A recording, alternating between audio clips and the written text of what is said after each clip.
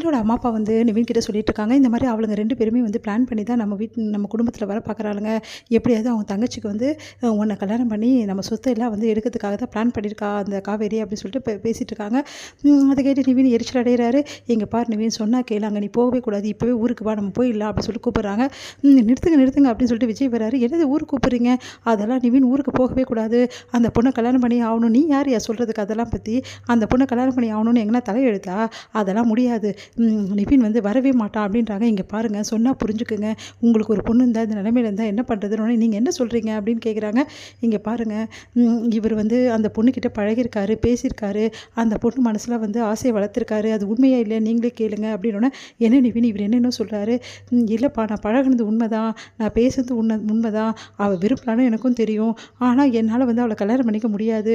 ஆனால் வந்து நான் அவளுக்கு நம்பிக்கையான வாக்குகள்லாம் ஒன்றும் கொடுக்கலப்பா, ஜஸ்ட்டு வந்து காவேரியோட தங்கச்சி இருந்தால் நான் பழகினேன் அப்படின்றாரு. என்னங்க என் பையன் இப்படி சொல்கிறான் அப்படின்னோடனே, அதெல்லாம் கரெக்டு தாங்க, அந்த பொண்ணு விருப்பம்னு சொல்லும்போது விலகிருக்கலாம்ல, விலகலையே அவர் அமைதியாக தானே இருந்தார்.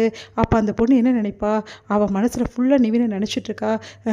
எவ்வளோ ரொம்ப நல்ல பொண்ணுங்க, அவள் வந்து இவர் இல்லாமல் வாழவே முடியாதுன்றா, எந்த நொடியும் என்ன வேணாலும் பண்ணிப்பாலும் பயமாக இருக்குது. ஆல்ரெடியே வந்து இந்த மாதிரி தவறான முடிவுக்கு அவள் போயிட்டா, அதுக்கப்புறம் அவளை காப்பாற்றி கூட்டின்னு வந்திருக்கோம். மறுபடியும் ஏதாவது ஒன்றுனா அந்த குடும்பம் என்ன ஆகும்? நீங்களே சொல்லுங்கள், உங்களுக்கு ஒரு பொண்ணு இருந்தால் அந்த நிலமையில விடுவீங்களா அப்படின்னு சொல்லிட்டு நிவினோட அப்பா கிட்ட கேட்குறாங்க. நிவினோட அப்பா யோசிக்கிறாரு. உடனே வந்து அவங்க அம்மா வந்து, என்னங்க நீங்கள் யோசிச்சுட்டு இருக்கீங்க, அதெல்லாம் முடியாதுன்னு சொல்லுங்கள் அப்படின்னோடனே, ப்ளீஸுங்க உங்களை கெஞ்சி கேட்குறேன், தயவு செய்து நிவினை அனுப்பிச்சி விடுங்க, அந்த பொண்ணு பாவங்க, அவளோட உயிரே வந்து உங்கள் கையில் தாங்க இருக்குதுன்னு சொல்லிட்டு கெஞ்சுறாரு. இதெல்லாம் பார்த்துட்டு அவங்க அப்பா யோசிக்கிறாரு. நிவின் வந்து என்ன பண்ணுறதுன்னு யோசிச்சுருக்காரு. நீங்களே சொல்லுங்கள் நிவின், நேற்றே வந்து கல்யாணம் சொல்லி கூட்டு வந்து இன்றைக்கும் அவள் வந்து எப்படி வந்து அவள் வந்து இதெல்லாம் ஏற்பா? நீங்களே சொல்லுங்கள், கண்டிப்பாக வந்து அவள் மனசு என்ன பாடுபட்டிருக்கும் உங்களுக்கு தெரியாதா நிவின், ப்ளீஸ் நிவின்னு சொல்லிட்டு கெஞ்சுறாரு. உடனே வந்து அவங்க அம்மா அப்பா என்ன பண்ணுறது யோசிக்கிறாங்க. இல்லை அதெல்லாம் சரிப்படாதுங்க, அவங்க குடும்பம்லாம் எங்களுக்கு தேவையில்லை, சொன்னால் கொஞ்சம் புரிஞ்சுக்கோங்க ப்ளீஸ், ஒரு பொண்ணோட உயிரோட விளையாடாதீங்க அப்படின்னு சொல்லிட்டு விஜய் வந்து எவ்வளோ சொல்லி பார்க்குறாரு. உடனே வந்து நிவினும் யோசிச்சுட்டே இருக்காரு. இதை பார்த்தா பசுபதி செமையாக டென்ஷன் ஆகிறாரு. அதெல்லாம் முடியவே முடியாது, அந்த குடும்பத்தில் என் மாப்பிள்ளை வந்து வரவே மாட்டான், தேவையில்லாமல் பண்ணிகிட்ருக்காதிங்க. பாருங்கள், உங்கள்கிட்ட நான் பேச வரல, உங்களுக்கு எனக்கு நிறைய பிரச்சனை இருக்குது, அது ஒத்துக்கிறேன், ஆனால் இந்த விஷயத்தில் தேவையில்லாமல் தலையிடாதீங்க அப்படின்னு சொல்லிட்டு விஜய் டென்ஷன் ஆகிறாரு. உடனே வந்து என்ன பண்ணுறாரு, நிவினோட அப்பா வந்து, நீங்கள் சொல்கிறதெல்லாம் கரெக்டுங்க, ஆனால் என் பிள்ளைக்கு விருப்பம் இல்லையே, நான் என்ன பண்ணுறது அப்படின்னோடனே, இங்கே பாருங்கள், உங்கள் பிள்ளைக்கு விருப்பம் இல்லாமல் அந்த பொண்ணுக்கிட்ட வந்து கல்யாணம் பண்ணிக்கிறதுக்கு வந்து ஓகே சொல்லியிருக்காரு அப்படின்னோடனே, நீங்கள் என்ன சொல்கிறீங்க, நீங்கள் வேணால் கேட்டு சொல்லி நிவின், உண்மையிலே அந்த பொண்ணு விரும்புறது உனக்கு தெரியுமா தெரியாதா? தெரியும்ப்பா. அப்புறம் எதுக்காக நீ வந்து அமைதியாக இருந்த? அந்த பொண்ணுக்கிட்ட உனக்கு எனக்கு விருப்பம் இல்லை, உன் மேலே எனக்கு எந்த இன்ட்ரெஸ்ட்டும் இல்லைன்னு முதல்ல ஆரம்பத்தையே சொல்ல வேண்டியது, ஏன் நான் சொல்லாமல் இருந்தேன் அப்படின்னோடனே அதிர்ச்சி அடைகிறாரு.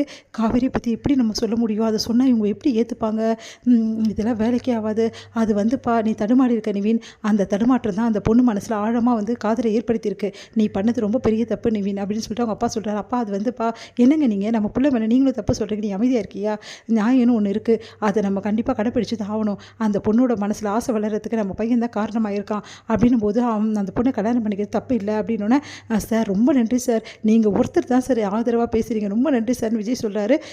இங்கே பாருங்கள், நீங்கள் மிரட்டுறதுக்காகவோ இல்லை வந்து அந்த பொண்ணு வந்து இந்த மாதிரி முடிவு எடுத்துட்டா அப்படின்னு சொல்கிறதுக்காகவும் நான் வந்து பண்ணல, ஆனால் என் பையன் இதில் தப்பு பண்ணியிருக்கான்றது எனக்கு புரிஞ்சிருக்கு, அதனால தான் நான் இதுக்கு சம்மதிக்கிறேன், சரி ஓகே அந்த பொண்ணை கல்யாணம் பண்ணி வைக்கலாம் அப்படின்னு சொல்லி சொன்னோன்னே அதிர்ச்சி அடைகிறாங்க நிவினோட அம்மா.